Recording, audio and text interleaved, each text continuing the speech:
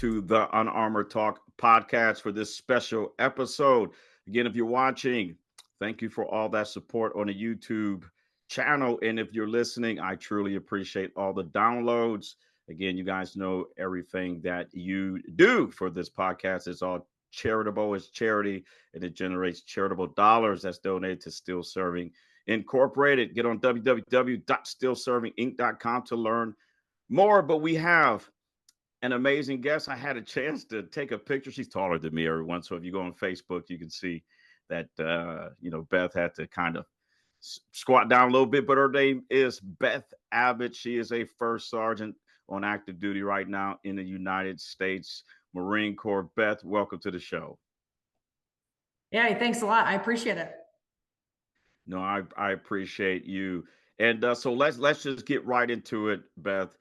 Can you do me a favor? Please tell the listeners and viewers just a little bit about you. Yeah, absolutely. Thank you for the opportunity. My name is Beth Abbott. I am a active duty first sergeant of over 20 years. I'm married. I have 2 kids. I'm 40 years old. I'm stationed on Quantico, Virginia. I've been all over the world, and I've done a lot. The Marine Corps offered me a lot, and I've been a lot of places. I'm just happy to be part of this. Yeah, beautiful family, by the way. I stalk you. I'm sorry, follow you on Facebook. And Thank you. I love, I'm a social media person anyway, so I love the post. Yeah. And again, thank you for your service. Over 20 years, that is no easy commitment. So, Right. You had to keep re-enlisting. So I appreciate it. I appreciate you. Absolutely. And at least it's not cold right now in the Quantico area. Summertime is come. But so let's just jump right into it. You recently you've had some unexpected challenges that maybe hit the newspaper, if you will. But my belief, you and I barely have talked. You guys know the deal, everyone. I don't get to know the guest too in detail, so this could be an authentic interview. But my belief, Beth, is the latest events that you have endured is not really the most challenging things that you have dealt with in your life. Can you talk to us a little bit about what I'm talking about? Yeah, I can. And it's not the most challenging thing I ever have went through. I think, and I believe the most challenging thing I ever went through was coming out to my parents when I was 28 years old that I was gay. Wow. That was the hardest thing to do. I remember telling myself I'd rather be in combat getting shot at again than to feel that feeling of them at the time not accepting me, and that wasn't right. And where I'm from, that was taboo. Right. And I've had talks with my parents about that. They came around after some months. I think it took my dad about 9 months. It took my mom about 3. But that feeling I felt deep inside me of I disappointed my parents, it chokes me up right now talking about it, because I still feel it, that I'm not doing something right in their eyes. I didn't do the traditional marry a man, have kids, all that. I was completely the opposite of everyone else in my family and in my hometown. And, do they love me? Do they support me? Does my hometown and everyone in my family? Absolutely. But the initial shock was the initial shock, right? Wow. And then, what's interesting is I did an episode about 2 years ago.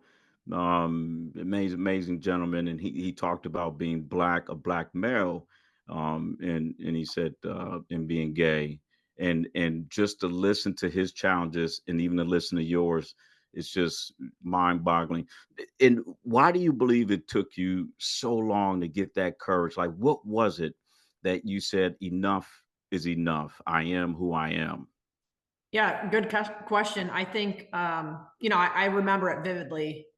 I woke up and I said enough is enough, and I called my mom and I told her. And she thought it was just a phase I was going through. And same thing with my dad, but I was sick of hiding.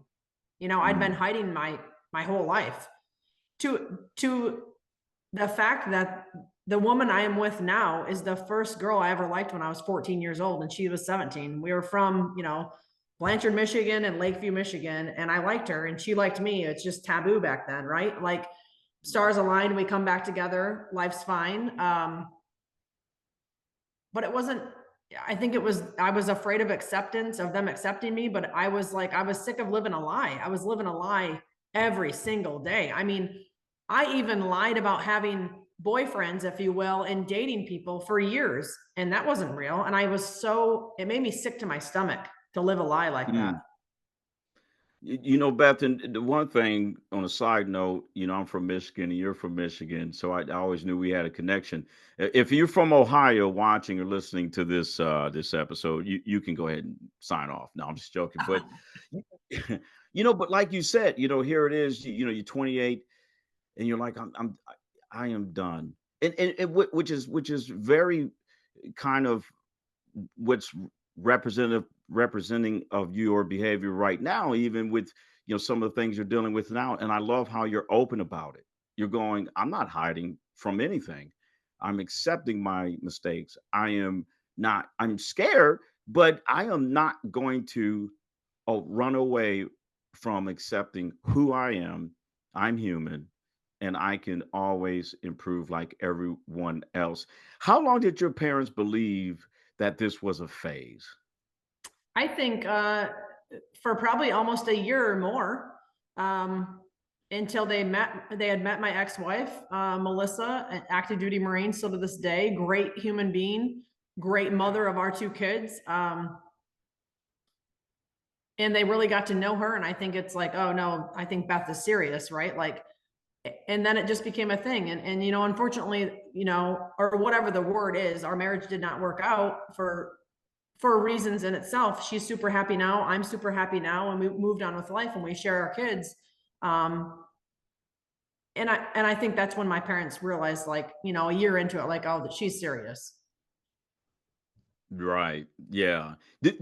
Have there ever been moments especially serving on active duty in any branch of service or anywhere where you were like, man, I don't know if I want to bring my wife to this function or whatever, but you said, but you know what? I don't care. I know my emotions are doing one thing, but I'm going to do it and be proud of it. Have you ever had that? Yeah, honestly, I never have, because I think I've always been such a blunt, confident individual, regardless of rank, regardless of my position of authority or my job. I just owned it. And I think that's what's made me successful in my career. And what I'm going through now is I just own it. And personal accountability is huge. I still struggle in some aspects, right? With stuff, communication skills, other accountability things. But I mean, what I'm going through right now, people make mistakes, you own it, you take personal accountability, and you turn a negative into a positive. And how can you help other people helping yourself as well? And I will tell Beth, you, go ahead. no, Beth, keep going. Yeah, I will tell you, two things after coming out to my parents that I was gay that were hard. Two other things that were hard is getting hit by an IED in 2006. And then getting hit by an IED in 2012. And the 2012 one in Afghanistan was pretty bad. But we all lived, right? But I think all the time of those both incidents, 2006 and 2012, why am I still alive? It's almost sort of like survival guilt in a way. If my friends died by getting hit by an IED or shot at or whatever it was out in combat, and why am I still alive? Like, Yeah. why not me? And I think about it every day in my brain, right? And then you fast forward from 2012 to May 31st of 2023, and me getting a DUI and me injuring two people. And I can honestly sit here and say right now, I would never take that night back. I'm glad I got the DUI. I'm not glad I injured two innocent people. And that should never happen. But I'm glad I got the DUI because it made me do some self-reflection, and it made me admit to Candace that I needed help and I was ready to accept help. And that's what led me to my path of healing, to go to Laurel Ridge Treatment Center and start this whole journey. And now we're almost a year later, and I still have a lot of work to do, but I'm starting to feel emotions now. I'm starting to feel, stuff that I've never felt probably in my entire life, from how I was raised. Not that it was bad. I had a phenomenal childhood, but how desensitized I let myself become because I am a Marine, because I was 10 foot tall and bulletproof, because I was that leader as all the way up to a command sergeant major. I mean, now I'm a first sergeant, and and it's okay. And finding my identity and my purpose again and my path, it's very hard, but I think I figured it out, and I can navigate now of who Beth Abbott really is and learn to love myself again. Yeah, and I love I love how you mentioned how you loved you as far as you were I am who I am. And Mhm. we talk about that too is don't try to subscribe, use that metaphor, but don't try to be someone else. Don't try to subscribe to a culture so you can fit in. And I love how earlier you mentioned that no, Mario, I never had those emotions because I am confident in who I am, and therefore everything else is kind of secondary. And the other thing is, we all experience a lot of life challenges, but one IED blast is one too many. Two is again another one, and like you said, then you have the survivor's guilt on top of that, and then you have the event in May of recently. These major events, what have you learned reflecting back on all four of them? What is one thing you learned about Beth Abbott that you never was aware of?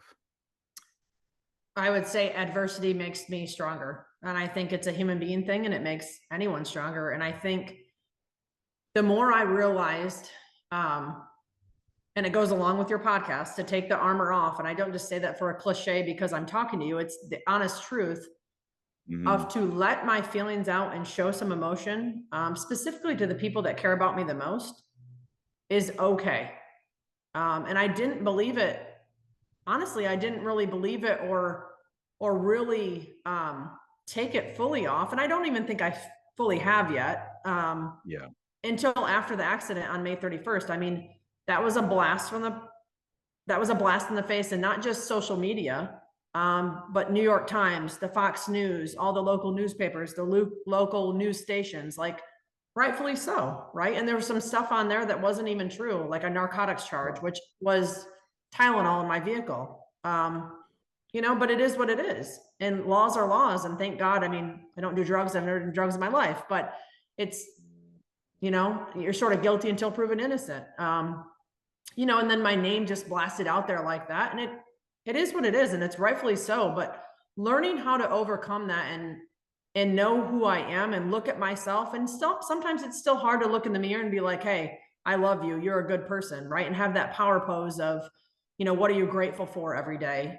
It's still hard, but like Brene Brown always says, like, your struggles, your testimony, your trials and tribulations will be someone else's survival guide one day. And that's what it's all about. It's not just May 31st in that incident. I mean, there's been, what I realized about myself too is I've been depressed for years, years. Hmm. And how I masked that was I turned it around and I'd smile on my face and show motivation to other people. And that's how I masked it for that many years.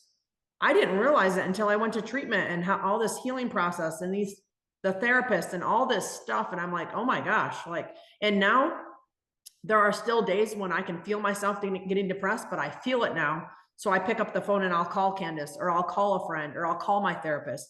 And I understand it now. I never understood it before. And furthermore, when I felt it back then, it didn't click in my brain, but I would cope with alcohol, Mm. right? And maybe that wasn't getting wasted every night, Monday through Friday, but it was 2 or 3 drinks every night to cope with, I don't want to feel this way anymore. Mm. It was just enough to take the edge off, to be like, all right, I'm good, you know, but for what? Right? For it to lead up to a stupid decision on May 31st and what, ruin my career, ruin everything. No, what it did was made Beth Abbott who Beth Abbott is truly. And I have so much more to offer outside of the Marine Corps and what I'm doing right now, just in general. Like, I know God has a bigger plan for me. I know that. Yeah. Amen. And Beth, circumstance, I believe, reveals a lot of things about people. And it's easy, just my belief, that when things are going smooth, you could do whatever. But when external factors occur and you didn't plan, you didn't see them coming, sit back and watch. And I've watched you, and you've been amazing. I mean, I've seen numerous people get DUIs or whatever, life events occur, and they just disappear. And what I Mhm. mean by that is instead of going, you know what, I'm going to be an advocate, I'm going to help more people. I'm going to Mhm. tell my story, not for me, for other people. And to the point where you're on the phone with me the other day, and everyone, I'm just going to let you guys know the type of person Beth is, as I just got recently diagnosed with major depressive disorder and had no idea, like Beth. So thank you.